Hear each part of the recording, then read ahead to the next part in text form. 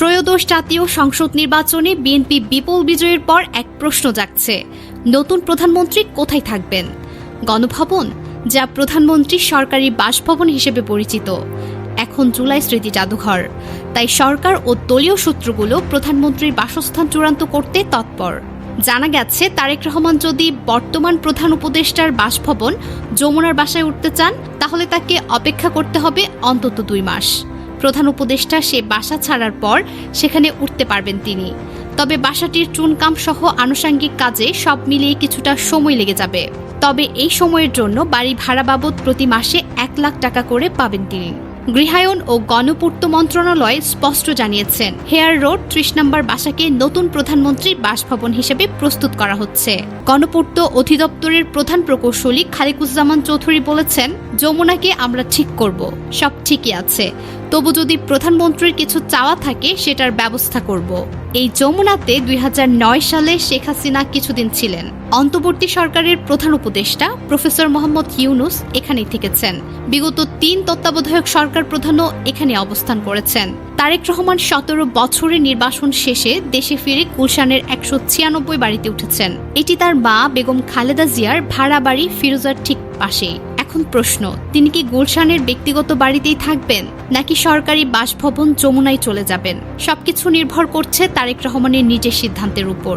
গণপূর্ত মন্ত্রণালয় জানিয়েছেন, থাকার বিষয়টা সরকারের সিদ্ধান্তের বিষয়। মিন্টু রোডের 29 নম্বর বাড়ি হেয়ার রোডের যমুনার খুব কাছে, দীর্ঘ 20 বছরেরও বেশি সময় ধরে খালি পড়ে আছে।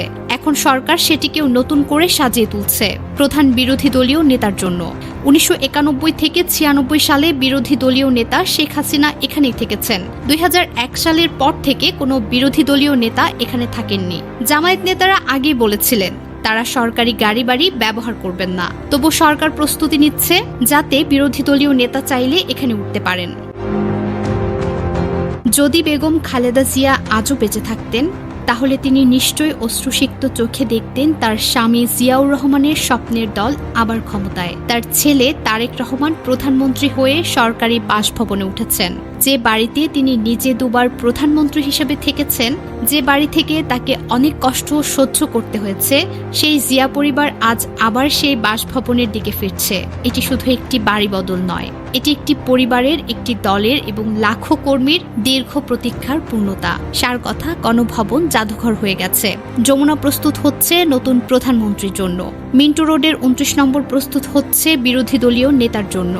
আর জিয়া পরিবার দীর্ঘ নির্বাসন, কষ্ট, অপেক্ষার পর আবার সরকারি বাসভবনে ফিরছে। এই দৃশ্য দেখলে বেগম খালেদা জিয়া নিশ্চয়ই বলতেন, আমার ছেলে, আমার দল, আমার দেশ আবার ফিরে এসেছে। এটি শুধু বাসভবনের খবর নয়, এটি একটি ঐতিহাসিক প্রত্যাবর্তনের খবর।